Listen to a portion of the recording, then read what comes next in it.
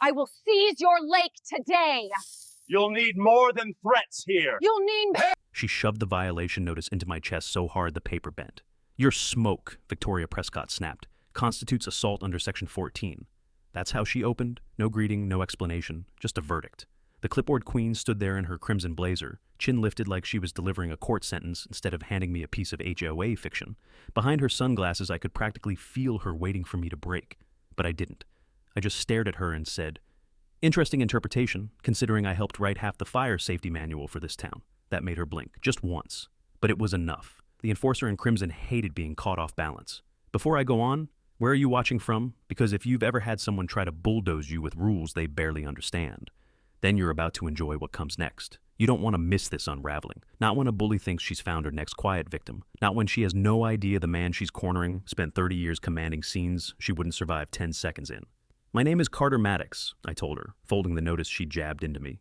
"Retired fire captain. And the smoke you're talking about? Hickory. Perfectly legal, perfectly normal, perfectly allowed." The tyrant in heels leaned closer. "Your barbecues disrupt the uniform appearance of Maple Ridge." "Uniform appearance?" I repeated. "It's a Saturday afternoon cookout, not a structural hazard." But she wasn't listening. She never listened. The officer of rules only heard what validated her power. The paper in my hand wasn't what got me. It wasn't the accusation. It was the way she glanced past me, toward my grill, toward the picnic table where neighbors had once gathered laughing, toward the yard where my wife and I hosted our last 4th of July before she passed. That grill wasn't a hobby. It was memory. It was community. It was the last piece of my life untouched by loss. And this woman, this board chair hungry for control, was trying to turn it into contraband. That's when something clicked inside me. Not anger, not rage, something sharper, cleaner. The kind of clarity you get during a 3-alarm call when lives depend on precision. "You're not shutting down my cookout," I told her quietly. Her lips curled. "Watch me." And she walked away like she'd already won. But here's the thing. They always think you're just another quiet neighbor until you show them who you used to be before retirement softened your edges. Most people saw a man tending a grill. Victoria Prescott saw a target. What she didn't see was the binder sitting on my kitchen table, the one with every Maple Ridge bylaw printed and highlighted, the one I'd started, reading the moment she fined me last month for excessive festivity. I didn't realize it then, but that moment, her back turned, her heels clicking down my driveway, was the exact second our war officially began. I looked back at the grill, the smoke curling lazily in the warm air, carrying the scent of hickory and something else. Unity. A reminder of what Maple Ridge used to feel like before she took over.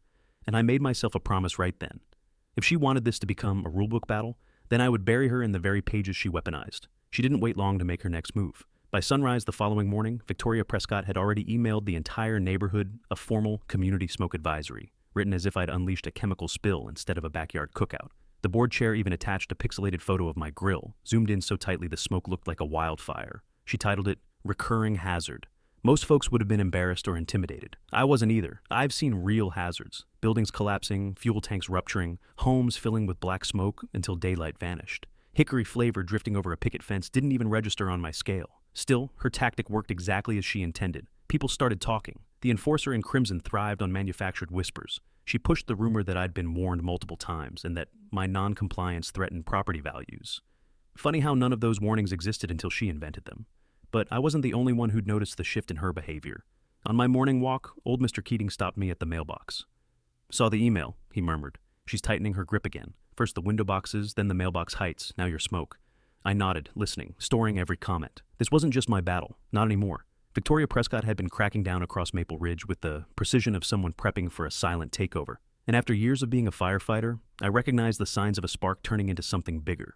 Before I reached my door, I saw her. The clipboard queen herself, standing on my lawn, measuring tape extended, jotting down notes like she was documenting a crime scene. I stepped closer. "Early start today?" She didn't turn. "Your grass length appears inconsistent with Section 9. Her tone was flat, factual, weaponized. "Documenting. And what exactly are you documenting?" "The cumulative record of your violations." She clicked her pen and finally met my eyes. "You've created a pattern, Carter, and patterns create just cause." "Just cause for what?" Her smile was thin. "Board action. Now listen, if you've ever felt your blood rush when a bully finally gets confronted with someone they can't push, stay with me and hit subscribe right now. This is about to turn into a masterclass in standing your ground. There it was, the threat she'd been building toward. Not a warning, not a citation. A full-blown crusade to paint me as the community menace. And she wasn't doing it openly. She was doing it through a steady drip of paperwork, whispers, and exaggerated reports. The tyrant in heels believed she could grind me down with bureaucracy until I gave up out of exhaustion, as she had no idea who she was trying to wear down. "You know," I said calmly, "you're spending a lot of time on my property for someone claiming my smoke bothers you." Her jaw twitched. The officer of rules didn't like being challenged in broad daylight, but she didn't retreat. She doubled down. "I'm protecting Maple Ridge," she snapped. "If you want to live here, you'll abide by the standards." "And if the standards contradict your own bylaws?" I asked. She paused just long enough for me to notice. Then she turned sharply and stormed off, heels stabbing the sidewalk, papers fluttering under her arm like declarations of war. As soon as she disappeared, 2 neighbors who had been pretending to check their mail approached me. "Carter," one whispered. "She fined us for leaving our trash can out for 20 minutes last week." "Same here," the other said. "And she threatened to revoke our parking privileges if we didn't repaint our shutters. They're fine. She just didn't like the color." I listened. Every story added fuel to a fire she didn't know she was lighting. One that wasn't about aesthetics or grills or smoke. It was about authority, about how far she could stretch it before someone refused to bow. By the time I returned to my kitchen, I knew one thing. Victoria Prescott wasn't cracking down randomly. She was tightening control, strategically, like she was prepping for some change she didn't want anyone questioning. That's when I opened my binder again, not for my sake, for the neighbors who were too nervous to speak up, for the ones who'd been dismissed, bullied, or cornered by the officer of rules. If she wanted this fight to be about patterns, then I would show the entire block a pattern they couldn't ignore, and this time, she wouldn't see me coming. I didn't expect the conflicted witness to reveal themselves so soon, but sometimes the people trapped closest to the fire are the first to step forward, quietly, carefully, like they're afraid of being seen. It happened that same evening. I was tightening the bolts on my grill lid when I heard soft footsteps on the gravel. I turned, expecting another neighbor with another complaint Victoria Prescott had planted in their head. But instead, I found someone I rarely saw outside official HOA meetings, the treasurer, Melissa Hargrove. She stood at the edge of my patio like she wasn't sure she was allowed to breathe there. Her hands were clasped, her shoulders tense, and she kept glancing over her shoulder as if the board chair herself might appear out of the shrubs. "Carter, do you have a minute?" she whispered. I nodded and gestured her closer.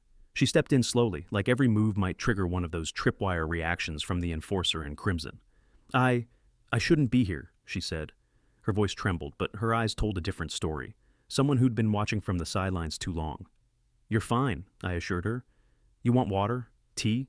"No, She swallowed hard. "I need to tell someone what's going on, and you're the only one who looks like you're paying attention." That hit me harder than I expected. "What's happening?" I asked. Melissa hesitated, twisting her wedding ring nervously. "Victoria's been pushing the board into unusual decisions, ones we didn't vote on, ones she says we voted on when we didn't." She paused again. "She's rewriting things, Carter." I kept my expression neutral, but inside, the pieces clicked into place. The clipboard queen wasn't just bending rules, she was reshaping them entirely. "What do you mean rewriting?" I asked gently. "She's been editing the bylaws on her own computer," Melissa whispered urgently. "She prints them, stamps them, and presents them as official revisions. Most homeowners don't know Article 7 requires a community vote." She exhaled shakily. "She's banking on that. The tyrant in heels always did like shortcuts that benefited her." "Why come to me?" I asked. "Because you're the first person she's targeting publicly," Melissa said. "And if she gets away with it, the rest of us don't stand a chance." She wasn't exaggerating. The officer of rules played a long game, slow enough that people barely realized their autonomy was disappearing until it was gone. "Does the rest of the board know?" I said. "A couple do," she admitted. "But they won't speak up. She controls the agenda, the minutes, and the fines. They're afraid she'll turn the neighborhood against them." Internal struggle radiated off her, every twitch of her fingers, every glance toward the street. She wanted to help, but feared the consequences. She wasn't a fighter, but she was a witness who'd seen enough. I stepped aside, motioning for her to sit at the small metal table beside my grill. She hesitated but lowered herself slowly, still tense. "Tell me everything," I said, and she did. She told me about the landscaping contracts she forced through without board approval, contracts tied to businesses run by her husband's cousins. She explained how the board chair rewrote violation protocols so she alone could issue aesthetic infractions, how she manipulated meeting attendance records to claim quorum when there wasn't one, how she told the enforcer in crimson to stack paper on me until I folded, how she boasted that people in Maple Ridge were too timid to challenge her.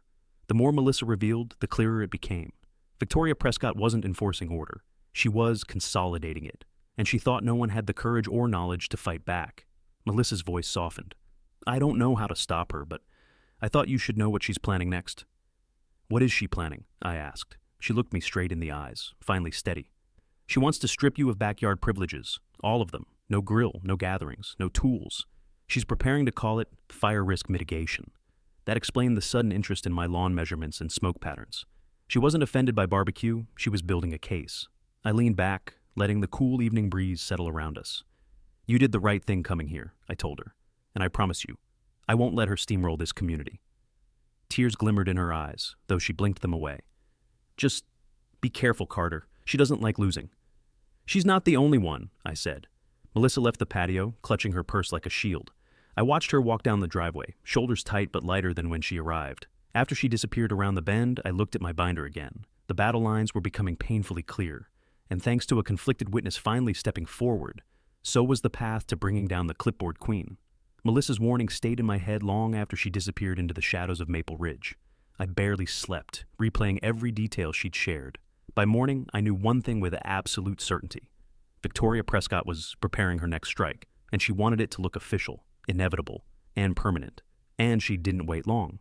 At 9:12 a.m., as I stepped onto my porch with a mug of black coffee, the board chair herself marched up my walkway like she owned the concrete. Her heels clicked with military precision, her crimson blazer sharp enough to cut sunlight. She didn't bother with a greeting. She simply thrust a thick envelope toward my chest. New violation? The clipboard queen announced as if reading a weather report. You're now in breach of Section 12C, Outdoor Fire Hazards. I took the envelope slowly. Section 12C doesn't apply to residential grills unless the board determines the risk, she snapped, lifting her chin. And we've determined it. There it was. The tyrant in heels had begun her offensive. I opened the flap. The document inside wasn't handwritten this time. It wasn't sloppily formatted. It was clean, crisp, and, if Melissa was right, illegitimate. A manufactured bylaw revision presented as gospel. You revised Section 12C, I said quietly. She smiled with that cold, polished smugness she wore like perfume. I clarified it. Without a vote, no vote was needed. I have discretionary authority. There it was, the lie she'd repeated enough times that she thought reality now bent to her tone. She turned slightly so her stance blocked my view of the street, as if she didn't want any witnesses to hear what came next. You're done grilling, Carter, the enforcer in crimson declared. You're done hosting gatherings, and if you continue defying my directives, the board will pursue a full suspension of your yard privileges. Yard privileges. Like she owned the oxygen out here. Is that all? I asked, keeping my voice flat. No, she said. This is your final unofficial warning. The official one will be mailed, along with the fine. She smirked. It increases daily. Just then, a car engine rumbled softly. We both turned. Elena Torres, the conflicted witness from yesterday's outline, now stepping out of her sedan, froze mid-step when she saw the officer of rules standing on my lawn. Her body language said everything. Stiff shoulders, eyes darting, lips pressed tight. She wanted to avoid this confrontation, but she also couldn't pretend she didn't see it. Victoria noticed her too, and she didn't like having an audience. Board business, she announced loudly, as if Elena were a nosy reporter. Elena nodded weakly but didn't retreat to her house. She lingered by her car, pretending to gather her groceries while her eyes flicked between us, absorbing the tension. Victoria stepped closer, lowering her voice to a venomous whisper. If you make this difficult, Carter, I'll have the board review your landscaping compliance as well. I've heard complaints about your hedge height. I almost laughed. It was textbook escalation. Start small, expand the battlefield, overwhelm the target into surrender. I'm not violating any hedge codes, I said. You are, she insisted. You just haven't been notified yet. Translation. You will be if I don't get my way. Behind her, Elena's hand trembled as she placed a grocery bag into her trunk. That nervous glance again, the same unreadable mix of guilt and fear. The clipboard queen followed my eyes and narrowed her own at Elena. Something wrong? She called out sharply. Elena stiffened. No, just settling in. Victoria smirked again, satisfied that she'd reasserted dominance, and turned back to me. Expect the first fine within 48 hours. Have a good day. She walked off, each heel strike a punctuation mark of control. The enforcer in crimson didn't look at Elena as she passed her, but Elena flinched anyway, as though bracing for a blow that never came. When the tyrant in heels finally rounded the corner and disappeared, Elena exhaled shakily, leaned against her car, and whispered, She's escalating. Carter, be careful. I nodded. I know. But this wasn't fear I felt. It was clarity. Victoria Prescott wasn't pushing boundaries. She was declaring war. And now that her tactics were exposed, I knew exactly where to strike back. Because if she wanted a battlefield built out of rules, I'd beat her on the very pages she rewrote. The moment Victoria Prescott walked away, leaving her heels clicking down the sidewalk like a metronome of authority, I knew the next step was research. Not half-hearted, not casual browsing. I needed evidence, precision, the kind of meticulous proof that could not be ignored. The enforcer in crimson had exposed her hand, and now I would return the favor. I retreated into my home office, a small sunlit room lined with bookshelves and a desktop humming quietly. My fingers ran over the folders I had already gathered, HOA bylaws, previous violation notices, meeting minutes. Every page I touched whispered of her overreach, of her creative reinterpretation of rules meant to maintain fairness. She wasn't sloppy, she was clever. But cleverness could be countered with diligence.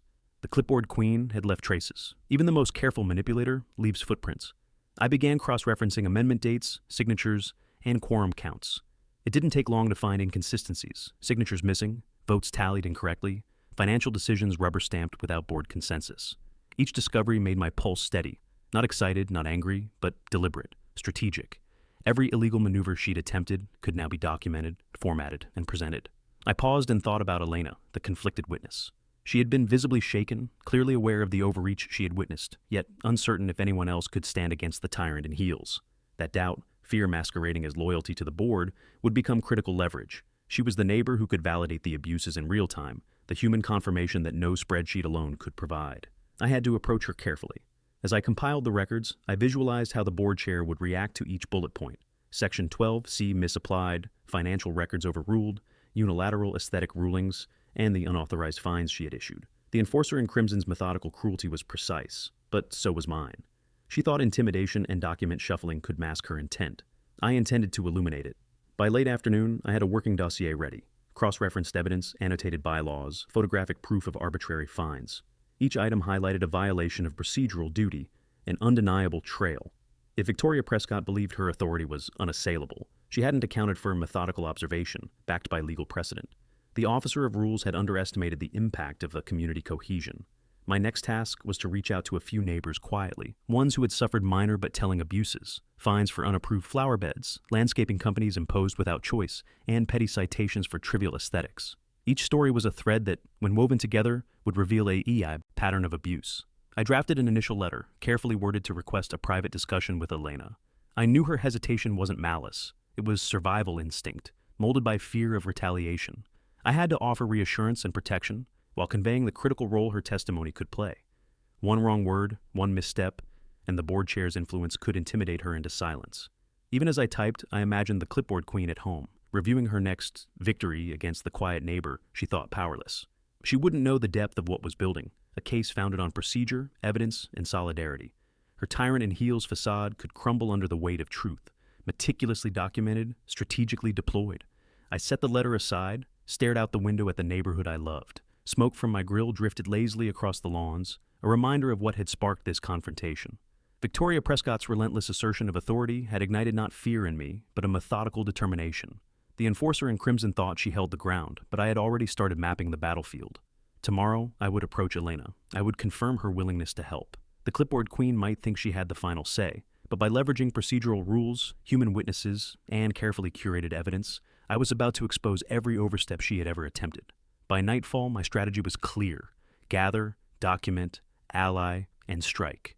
Every misused bylaw, every fine issued without authority, and every act of intimidation would be used against the tyrant in heels. Victory would be procedural, unstoppable, and undeniable. The war wasn't yet public. The board chair didn't know the tide had begun to turn, but it had. And when it broke, Victoria Prescott would see the consequences of underestimating a neighbor who understood rules, procedure, and community better than anyone she had ever controlled. By the time dusk fell that evening, I knew I needed confirmation, something undeniable that would prove Victoria. Prescott wasn't just power-hungry, but systematically breaking her own rules. Melissa's testimony was invaluable, but one person's word against the clipboard queen's polished confidence wouldn't stand. I needed more. So, I went digging, not through garages or basements like some cliché drama, but through the only battlefield that mattered, the HOA's digital archives. Every board member had access to a shared drive for transparency. Ironically, it was her arrogance that made her careless. When I logged in, I didn't have to hack anything. I just used my homeowner credentials, something the board chair likely assumed none of us were smart or curious enough to exploit. And there it was. A folder titled Bylaw Amendments, Final. Inside, multiple PDFs bore her initials. VP Rev 2024. I opened the most recent one. The metadata timestamp told the whole. Story, modified by Victoria.Prescott at 11:47 p.m., 3 nights before the official board vote she'd claimed took place. The so-called vote was held on a Tuesday. That file was altered on a Saturday. The enforcer in Crimson had faked the foundation of her own rulebook. As I leaned back, I could almost hear her voice echoing in my head. Confident, dismissive, and rehearsed. We've determined it. Discretionary authority. You're done grilling, Carter. I saved screenshots of the timestamps, downloaded the files, and began cataloging every edit. The deeper I went, the uglier it got. The tyrant in heels wasn't just altering dates. She was rewriting entire clauses. Some eliminated community voting rights altogether. Others funneled contracting authority directly to the HOA president, her. This wasn't enforcement. This was quiet dictatorship disguised as policy refinement. By midnight, I'd gathered enough digital ammunition to expose her. But raw data wasn't enough. I needed context, witnesses, and a legal structure to support it. That's when I decided to consult Daniel Harris, a neighbor I'd barely spoken to before, but whose day job mattered more than I realized. Municipal attorney, retired. Daniel's house was 3 doors down. His porch light still glowed faintly when I arrived. I knocked softly. He opened the door in a cardigan, squinting. "Carter, everything okay?" "Can I show you something?" I asked, holding out a flash drive. "It's about the board chair, and the rules she's been rewriting." He sighed, stepping aside. "Come in." Inside, I laid out everything. Timestamps, revisions, scanned meeting notes, and the fake vote logs Melissa had mentioned. Daniel studied them quietly, occasionally nodding. After a long silence, he said, "She's tampered with legal documents governing a non-profit corporation. That's fraud, technically, not just procedural error." That word fraud hung in the air like smoke. I exhaled slowly. "So, it's not just overreach?" "No," he said, tapping a page. "It's violation of fiduciary duty. And if you can tie this to personal gain." "The landscaping contracts," I said immediately. He nodded. "Then she's not just unfit. She's removable under state statute." It was the validation I needed. The officer of rules had crossed a legal line, not just an ethical one. "Build your timeline," Daniel advised. "Keep everything chronological, and don't confront her yet. Make her confident. People like her overplay their hand when they think they're winning." He smiled faintly. "You're ex-fire captain, right? You know containment before ignition." I returned the smile. "Exactly." When I left Daniel's house, the street was quiet. The moonlight glinted off my grill cover, a symbol she'd tried to twist into evidence of guilt, but now it meant something else entirely. Defiance. As I walked back toward my porch, I spotted movement across the street. Elena, the conflicted neighbor, stood near her mailbox again. Her arms were folded, her expression hesitant. She didn't speak, but her eyes said everything. She knew something had changed. I gave her a nod, subtle but sure. This wasn't rage anymore. It was precision. Victoria Prescott had declared herself the law of Maple Ridge.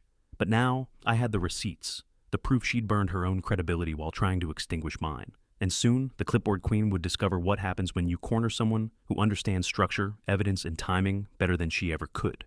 Because unlike her, I didn't need power to win. I just needed proof, and I had plenty. The next morning, I arrived at the park for my usual early walk, my mind still buzzing with the digital trail of Victoria Prescott's misconduct. The air smelled faintly of damp grass, dew glistening on the benches, a stark contrast to the tension gnawing in my chest. This wasn't just a neighborhood feud anymore. It had become a calculated game, and I needed allies to ensure the truth would stand.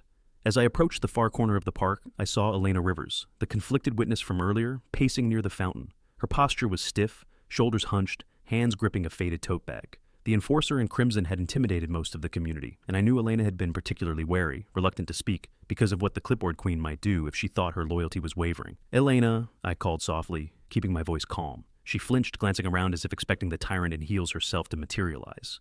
Her eyes were wide but anxious, scanning the playground and the morning joggers. I don't know if I should," she stammered, twisting the straps of her bag. "You've already helped more than you realize," I said, stepping closer. "Victoria Prescott thinks she can control everyone, but she can't control facts. And facts are on our side." The officer of rules, with her signature posture and clipped tone, had convinced many neighbors that speaking up meant instant retaliation, fines, personal scrutiny, social ostracism. Elena was no exception, yet now, standing there in the park, she seemed to teeter on the edge between fear and resolve. "I've seen the contracts," she whispered finally, voice trembling. "And the meetings. She didn't follow quorum. She signed things herself, things she wasn't allowed to approve. I was afraid." I nodded, letting her words sink in. This was the confirmation I needed, not from digital files or timestamps, but from someone who had witnessed the manipulation firsthand. The board chair's power depended on isolation. Breaking that isolation was the key. "You realize what this means?" I asked gently.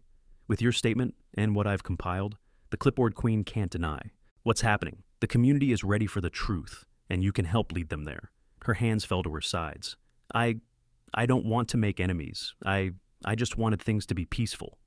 "Peace built on fear isn't real peace," I said. "Victoria Prescott thrives on the illusion of control, but once the neighbors see the truth, she's just a tyrant in heels hiding behind paperwork. That's all she is." For a long moment, she looked away, eyes tracing the path of a child's kite against the pale morning sky. Then she exhaled sharply, almost a shudder, and met my gaze. Okay, I'll tell you everything. Names, dates, the edits, the payments. You need proof? I'll give it. Just make sure it doesn't come back on me. I smiled, careful to keep my tone reassuring. Nothing comes back on you if we're methodical. We'll present it the right way, step by step, no rash confrontations. Your insight is the linchpin, Elena. Without it, our evidence is strong, but incomplete. The enforcer in Crimson's carefully constructed image of omnipotence had begun to crumble, and it was because someone like Elena had chosen courage over fear. I knew Victoria Prescott was manipulating things, Elena continued, her voice gaining strength, but I never had the nerve to speak. Until now, I can give you everything I remember. Meeting notes, who was there, who approved what. I listened closely, documenting every detail in my notebook. This was the moment our strategy truly solidified.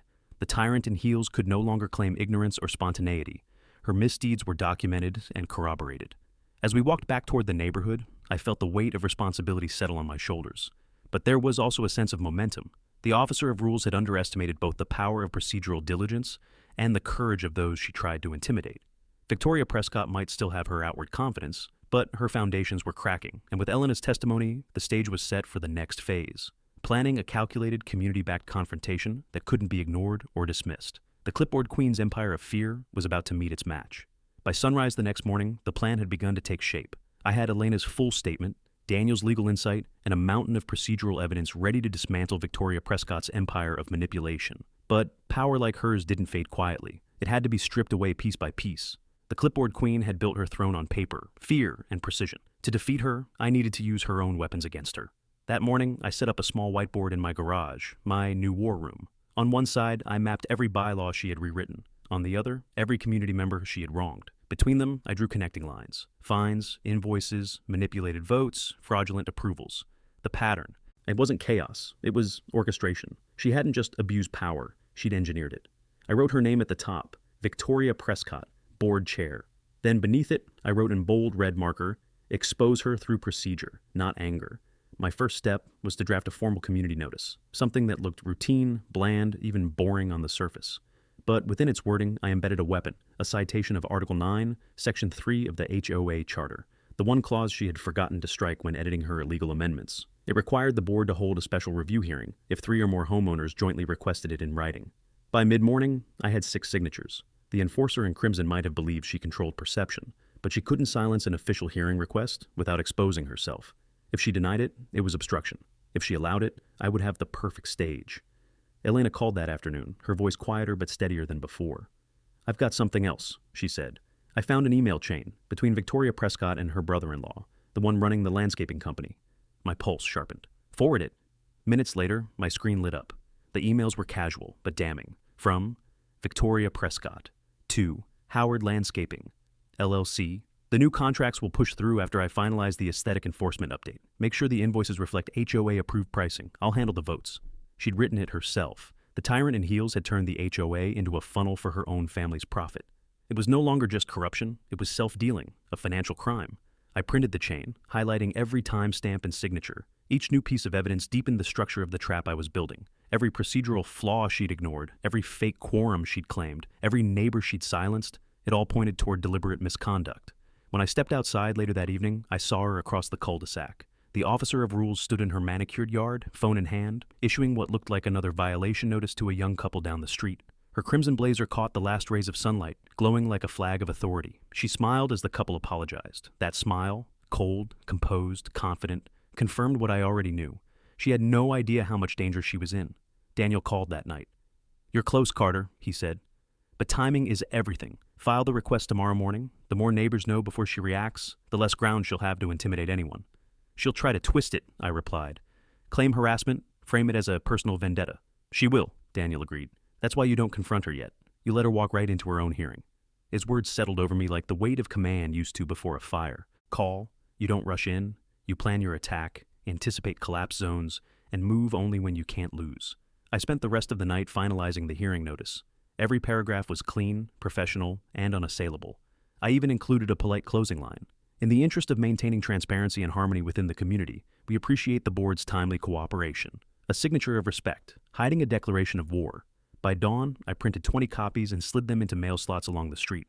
One to each homeowner, one directly to the HOA office, and one, my favorite, taped to Victoria Prescott's front door. As the paper rustled in the morning wind, I felt the first real shift of power. The clipboard queen had written the rules, but I'd learned to weaponize them.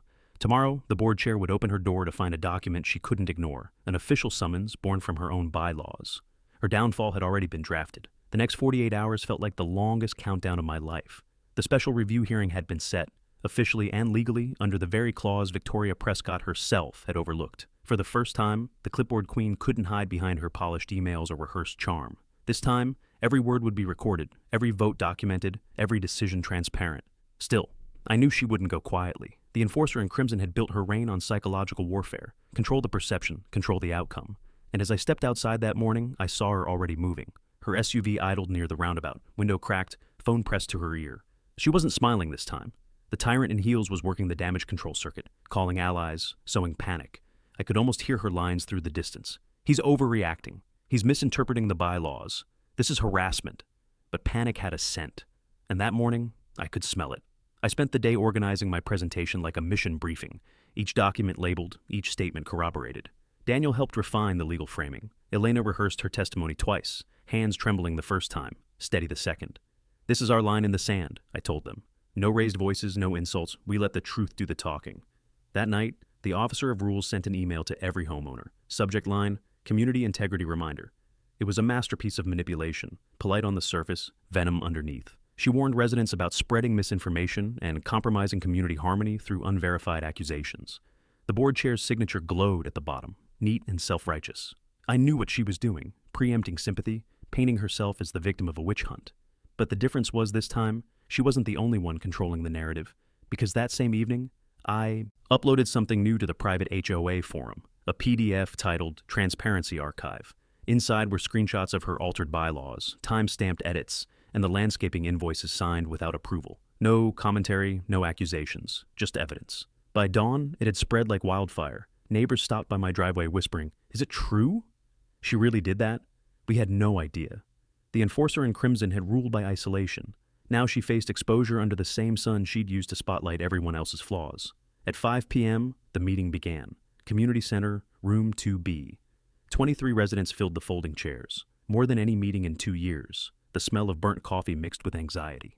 Victoria Prescott entered last, her crimson blazer as sharp as her stare. The clipboard queen carried her rulebook like armor, her heels striking the tile with mechanical precision. "Thank you for attending," she began, voice clipped. "This proceeding will address baseless claims circulated by certain individuals misinterpreting HOA regulations." I waited for her to finish. Then I stood, calm, deliberate, the folder of evidence in my hand. "With respect, this hearing was requested under Article 9, Section 3, the clause you reaffirmed during the April Amendment." Her expression flickered, just for a second, the tiniest tremor in her mask. Daniel nodded toward me from the back row. Elena's fingers tightened around her notes. I handed copies of the financial records to the secretary and continued. "These payments, signed without quorum approval. These amendments, edited outside of any official vote.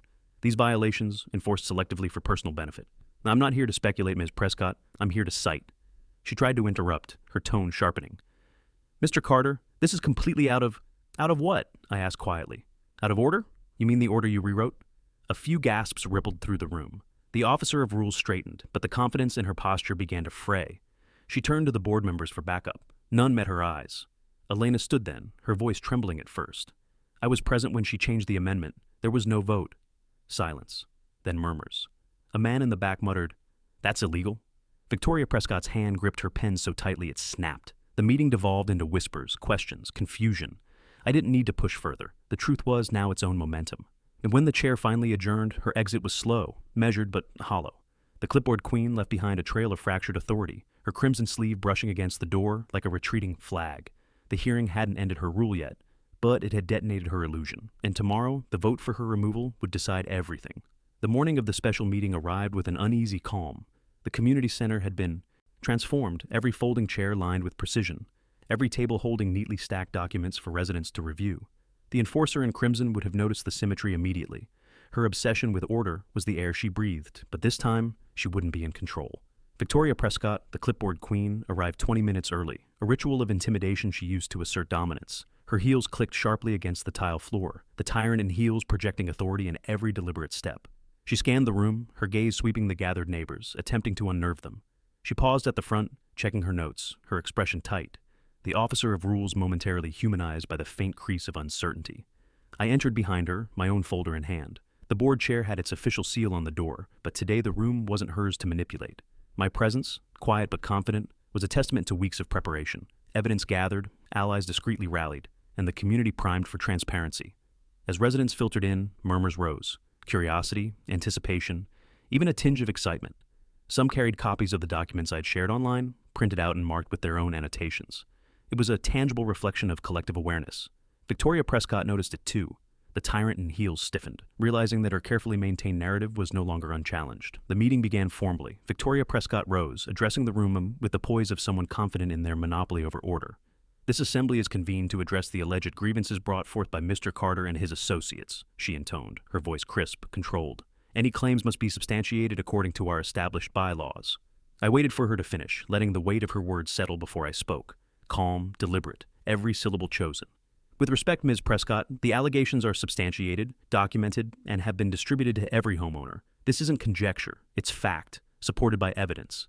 My voice echoed slightly in the high-ceilinged room, steady and unyielding. She opened her folder and waved her hand dismissively, the clipboard queen signaling dismissal as if the papers themselves could negate reality. Mr. Carter, these are your interpretations, your personal opinion.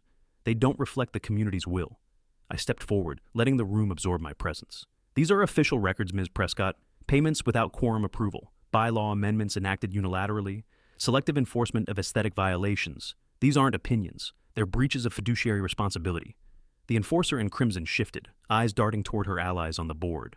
A few exchanged nervous glances. The board chair had never witnessed such methodical exposure. Even the officer of rules appeared unsteady, momentarily stripped of absolute authority by facts she could neither spin nor suppress. Then came the turning point. Elena, the conflicted witness, stood and presented her statement, corroborating every claim, recounting the precise moment the clipboard queen had altered the bylaw without notice. I was present, she said quietly, but her voice carried through the room. There was no board vote, no quorum. It was unilateral and illegal. A ripple went through the gathered residents. The enforcer in crimson's posture faltered, the tyrant in heels caught mid-command, and the clipboard queen's hands tightened around her notes. The officer of rules caught in a rare, visible moment of vulnerability. I laid the final piece of evidence on the table, the petition signed by over 35% of homeowners requesting a special meeting for the recall of the HOA president. This document, I said, holding it up for all to see, reflects the community's will. It's lawful, binding, and irrevocable under Article 8, Section 2. The room was silent. Every eye was on Victoria Prescott. She had no words, no motion, no countermeasure that could dismantle the procedural truth laid bare before her. Her reign, carefully maintained through fear and manipulation, had been neutralized by patience, precision, and community unity. When the chairman called the vote, it was unanimous. Victoria Prescott slumped slightly in her seat. The tyrant in heels had fallen, the enforcer in crimson unmasked, the clipboard queen disarmed by procedure and transparency. Her authority had evaporated in the face of collective documented accountability. The room exhaled. The officer of rules had been dethroned without chaos, without confrontation beyond truth itself. For the first time, the neighborhood could see that leadership could exist without intimidation, that order could be restored through justice, not fear. The air outside the community hall was thick with anticipation. Neighbors gathered in small clusters, whispering and sharing quiet theories, each of them aware this wasn't just a regular HOA meeting, it was a reckoning. The board chair had arranged the chairs in rigid rows, but the enforcer in crimson found herself uneasy, pacing slightly as she checked her notes for the 10th time. Victoria Prescott, the clipboard queen, arrived with her usual precision, her heels clicking sharply on the polished floors, exuding authority that felt increasingly hollow under the weight of scrutiny. Inside, the room was arranged with meticulous care. Tables held stacks of documents, official letters, and financial reports, all the evidence meticulously compiled over weeks by me. The tyrant in heels, now fully aware that this meeting was not just procedural but symbolic, scanned the room and tried to assert dominance with a raised voice. "This meeting will follow all HOA protocol," she declared, the officer of rules projecting finality in every syllable.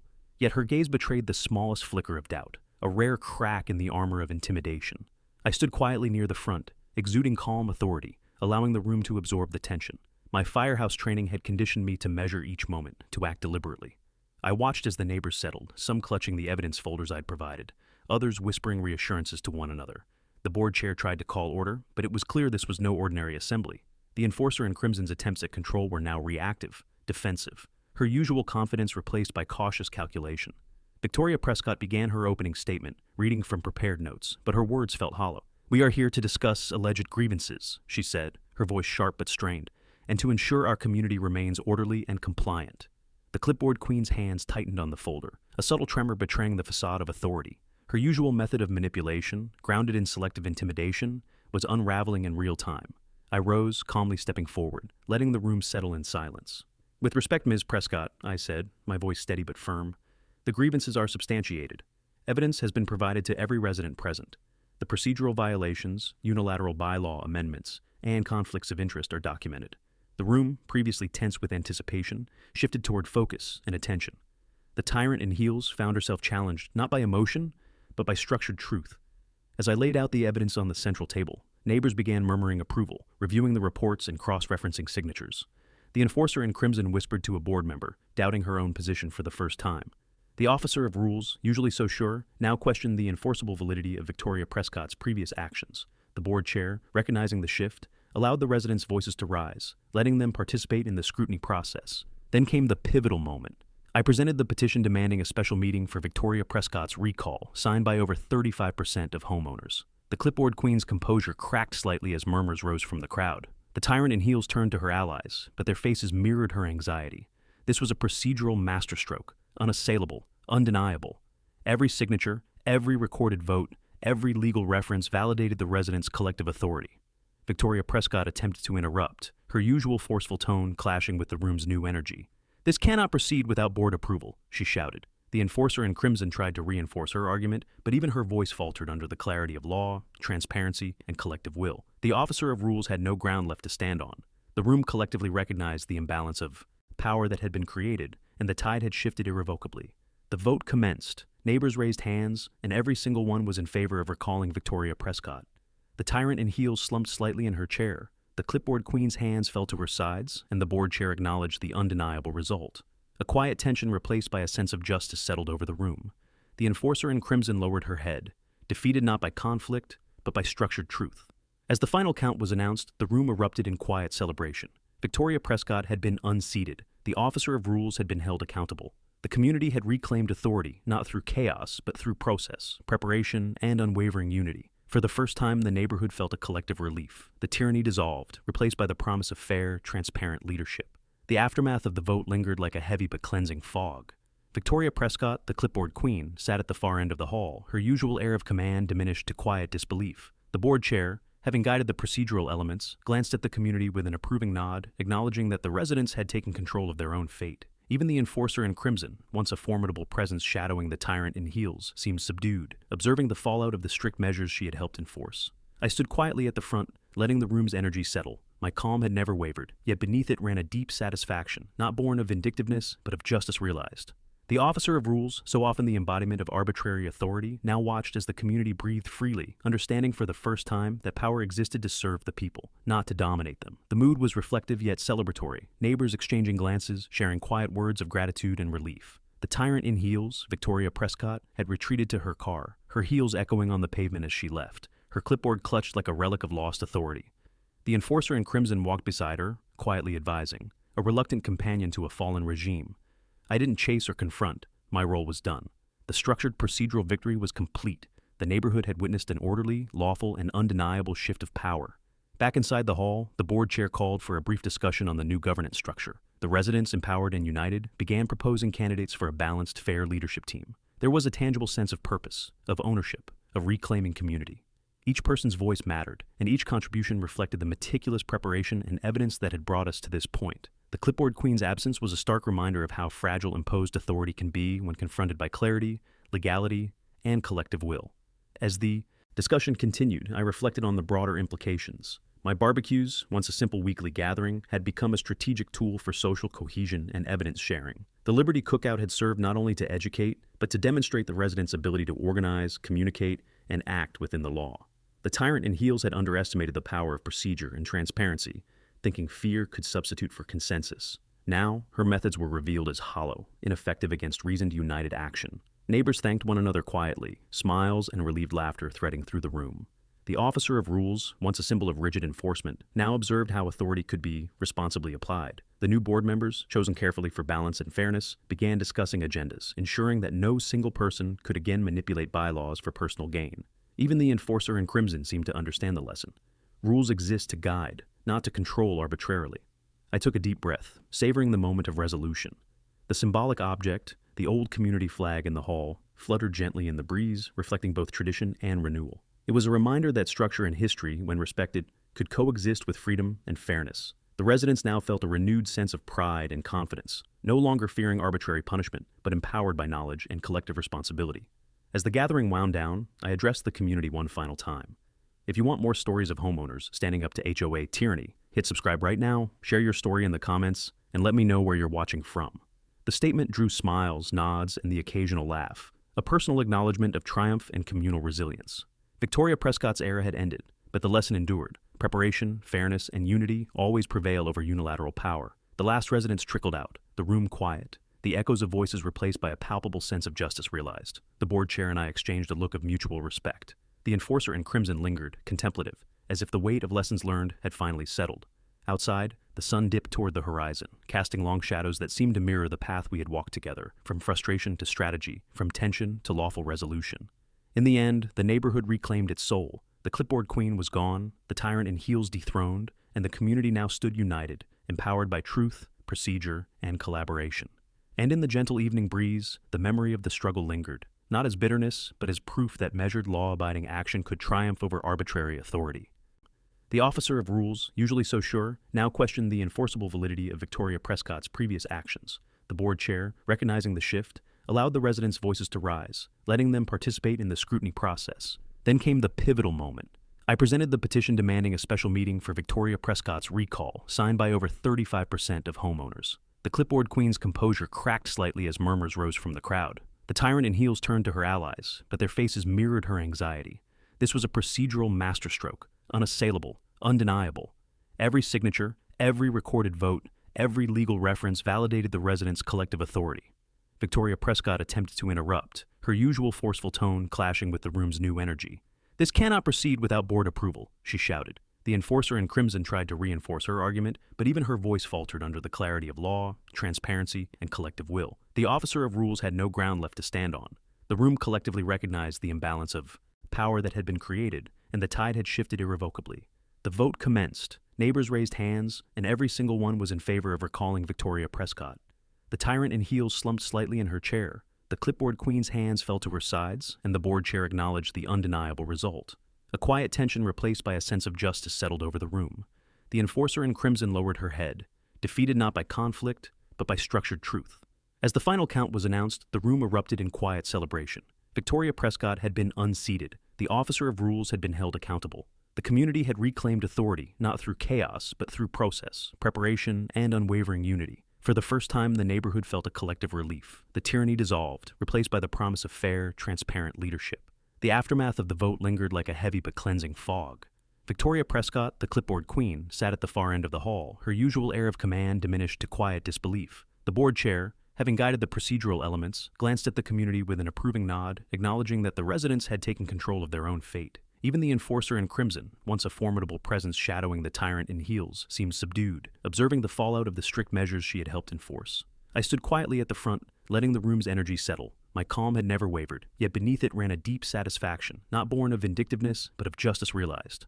The officer of rules, so often the embodiment of arbitrary authority, now watched as the community breathed freely, understanding for the first time that power existed to serve the people, not to dominate them. The mood was reflective yet celebratory, neighbors exchanging glances, sharing quiet words of gratitude and relief. The tyrant in heels, Victoria Prescott, had retreated to her car, her heels echoing on the pavement as she left, her clipboard clutched like a relic of lost authority. The enforcer in crimson walked beside her, quietly advising, a reluctant companion to a fallen regime. I didn't chase or confront. My role was done. The structured procedural victory was complete.